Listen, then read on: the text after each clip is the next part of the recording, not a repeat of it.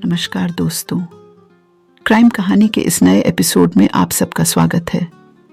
मैं आपको मुंबई अंडरवर्ल्ड की कहानी सुना रही हूँ। पिछले एपिसोड में हमने देखा कि कैसे दाऊद ने अपना एक छोटा गैंग बना लिया था, लेकिन अभी वो सिर्फ एक छोटा मोटा गुंडा था।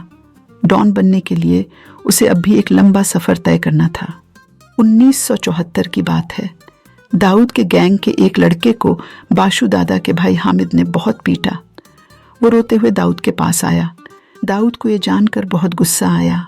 वो उसी वक्त जाकर हामिद की हड्डी पसली तोड़ना चाहता था, लेकिन वो जानता था कि बाशु पठान एक बड़ा दादा है। वो ये भी जानता था कि बाशु के उसके पिता इब्राहिम कास्कर पर बहुत एहसान है, लेकिन हामिद ने जाकर बाशु को बता दिया कि उसने दाऊद के लड़के को मारा है। बाशु भी दाऊद से बिना किसी वजह के उलझना नहीं चाहता था। उसने इस बात पर हामिद को एक तमाचा मारा। डर से हामिद ने साफ झूठ बोल दिया कि दाऊद ने बाशु को माँ बहन की गालियां दी थी, इसलिए उसने मौका मिलते ही दाऊद के आदमी को पीट दिया। बाशु इस बात को सुनते ही आग बबूला हो गया। वो जानता था कि दाऊद उसे पसंद नहीं करता। उसने हामिद की इस कहानी पर यकीन कर लिया और उसने साबिर और इब्राहिम को मिलने के लिए बुलावा भेज दिया। इब्राहिम अपने बड़े बेटे साबिर के साथ बाशु पठान से मिलने गया। बाशु ने इब्राहिम को हामिद से सुना हुआ पूरा किस्सा सुनाया। पूरा किस्सा सुनने के बाद इब्राहिम ने बाशु के आगे हाथ जोड़े और दाऊद की तरफ से माफ़ी मांगने लगा, लेकिन बाशु तो इब्राहिम की सुनने को राजी ही नहीं था। वो तो उसे बेइज्जत करने में लगा हुआ था। बाशु ने उसे याद दिलाया कि कैसे इब्राहिम के 14 बच्चे उसके रहमो कर्म पर पलते हैं। इब्राहिम चुपचाप अपनी ये बेइज्जती सुनकर वापस आ गया, लेकिन जवान साबिर से ये बात बर्दाश्त नहीं हुई और उसने दाऊद को सब कुछ साफ साफ बता दिया। ये सुनकर दाऊद का चेहरा गुस्से से लाल हो गया। दाऊद जानता था कि बाशु पठान ने उसके परिवार की पैसों से मदद की है, लेकिन वो ये भी जानता था कि इसके बदले में उसके पिता ने भी बाशु पठान के काम में उसकी मदद की है। दाऊद सोचता था कि बाशु पठान जिस ऐशो आराम में जीता था, उसे बनाने में उसके पिता का भी हाथ था। उसने ठान लिया कि वो अपने पिता की इस बेइज्जती का बदला बाशु पठान से जरूर लेगा। दाऊद के बारे में एक बात तय है कि वो कोई भी काम जल्दी में नहीं करता है और पूरी तरह प्लान करके ही उस काम को करता है। और बाशु पठान के लिए भी दाऊद ने ऐसे ही कुछ अलग सोच कर रखा था। दाऊद को मालूम था कि हर फ्राइडे बाशु नमाज पढ़ने मस्जिद जरूर आता है। उस वक्त उसके साथ न तो कुछ हथियार ही होते हैं और न ही ज्यादा पठान। दाऊद ने सोचा कि बाशु से बदला लेने का इससे अच्छा मौका और कोई नहीं हो सकता था। उसने पूरी प्लानिंग के साथ अपने लड़कों को वहां तैनात कर दिया। जैसे ही बाशु पठान नमाज पढ़कर वहां से बाहर निकला, वैसे ही दाऊद के लड़कों ने उस पर हमला बोल दिया। यह हमला कोई बंदूक या चाकू से नहीं किया था, यह हुआ था सोडा की बोतलों से। दाऊद के लड़कों ने एक के बाद एक सोडा की बोतलों से बाशु पठान और उसके आदमियों पर हमला बोल दिया। पूरा बाशु गैंग एकदम सख्ते में आ गया।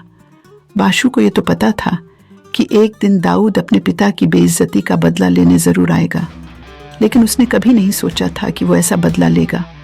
उसे बिल्कुल समझ नहीं आ रहा था कि इसका वो कैसे जवाब दे। सोडा की बोतलों से लगातार चोट हो रही थी और कांच के छोटे छोटे टुकड़े उसकी खाल में घुसते जा रहे थे। उसके पूरे शरीर से धीरे धीरे खून रिस रहा था।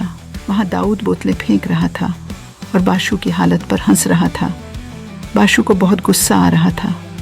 एक कल का आया छोकरा उसके ही लोगों के सामने इस तरह उस पर बोतलों से हमला कर रहा था और ऊपर से उस पर हंस रहा था। उसने सीधे जाकर दाऊद को पकड़ना चाहा, लेकिन दाऊद भी इसके लिए रेडी था।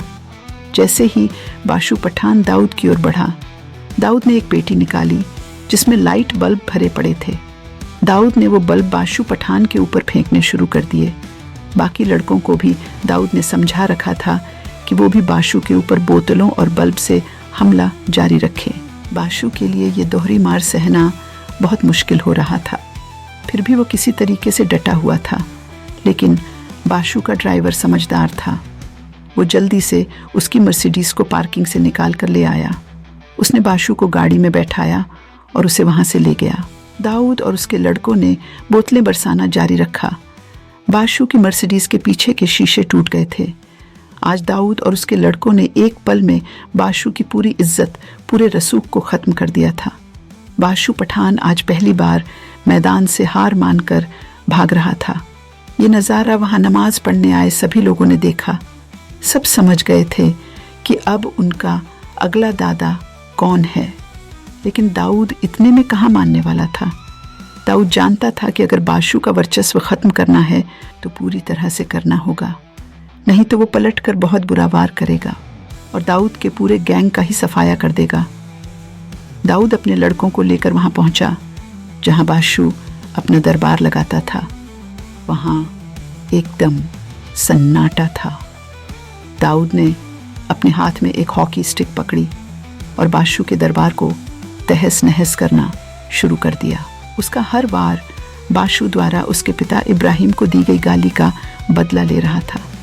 पूरा मोहल्ला, जिसने उस दिन बाशु पठान के हाथों इब्राहिम कास्कर को बेइज्जत होते देखा था, आज उसके लड़के का खूंखार रूप देख रहा था। सबने आज बाशु पठान का टूटा हुआ रसूख देखा था। सब आज बाशु को ललकारने वाले आदमी का गुस्सा देख रहे थे। दरबार में मेज, कुर्सी, जो भी सामान था वो दाऊद और उसके लड़कों ने तहस नहस कर दिया था। दाऊद जानता था कि इतनी बेइज्जती के बाद बाशु अब जल्दी से अपना मुंह नहीं दिखाएगा। इसके कुछ ही दिनों बाद पुलिस ने बाशु पठान को किसी पुराने केस में गिरफ्तार कर लिया।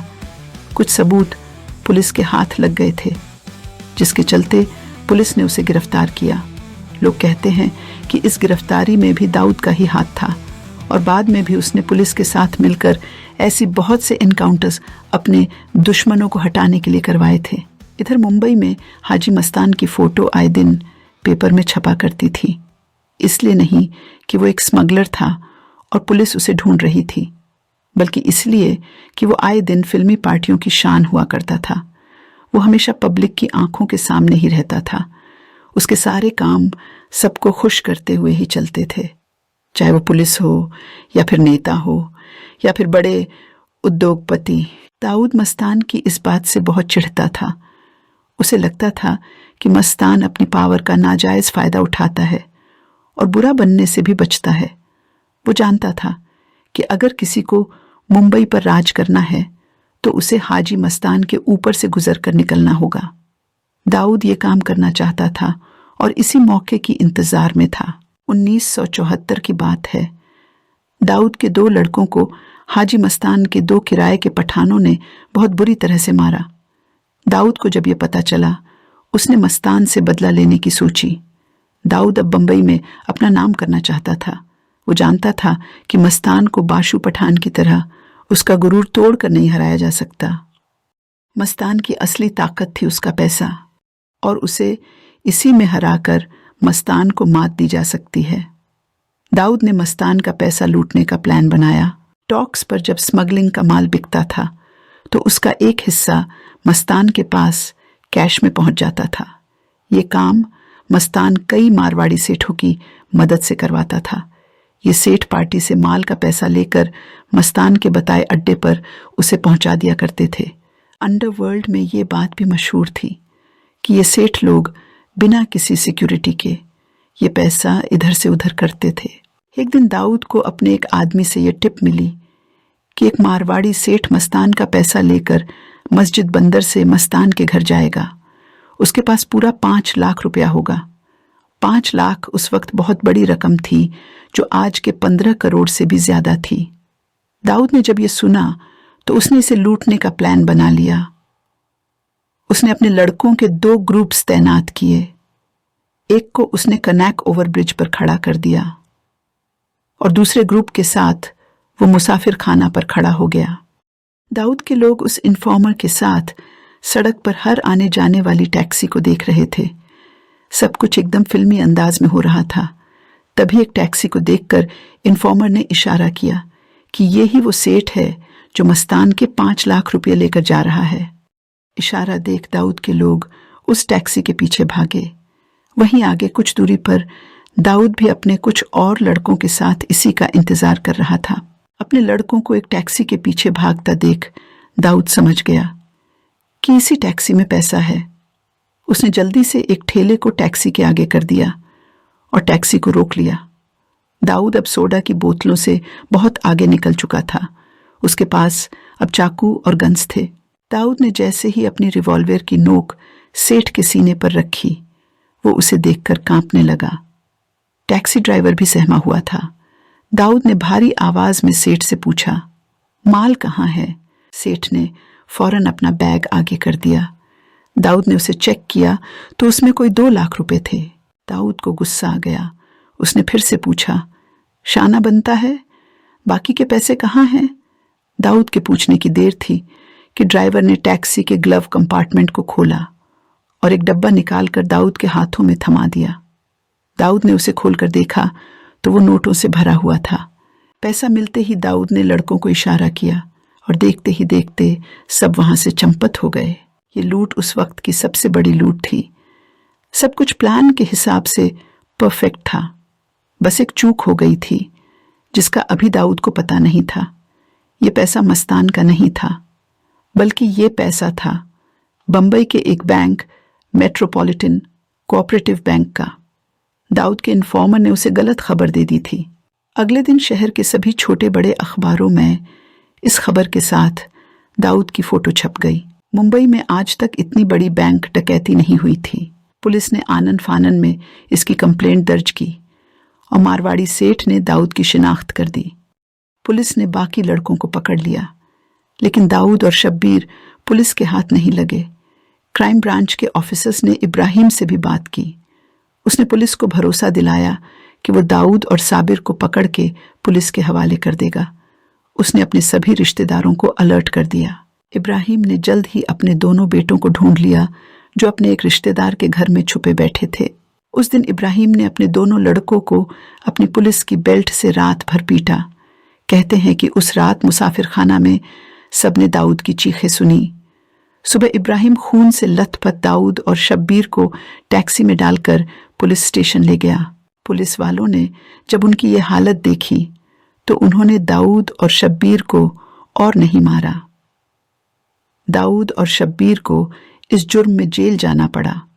अब तक हाजी मस्तान को भी खबर लग चुकी थी कि डोंगरी का एक छोकरा जिगर वाला है जो आगे चलकर काम का आदमी साबित हो सकता है। हालांकि दाऊद तो खुद मुंबई का राजा बनना चाहता था। दाऊद भले ही मस्तान को न लूट पाया हो, लेकिन वो मस्तान की नज़र में ज़रूर आ गया था। दाऊद के प्रोफेशनल जुर्म की दुनिया की शुरुआत हो चुकी थी। जेल से आने के बाद दाऊद ने क्या किया, ये हम जानेंगे अपने अगले एपिसोड में। तब तक आप अपना ख्याल रखिए और हमें ऐसे ही अपना प्यार देते रहिए। वीडियो को लाइक और चैनल को सब्सक्राइब कर लीजिए। वीडियो देखने के लिए आपका बहुत धन्यवाद और शुक्रिया।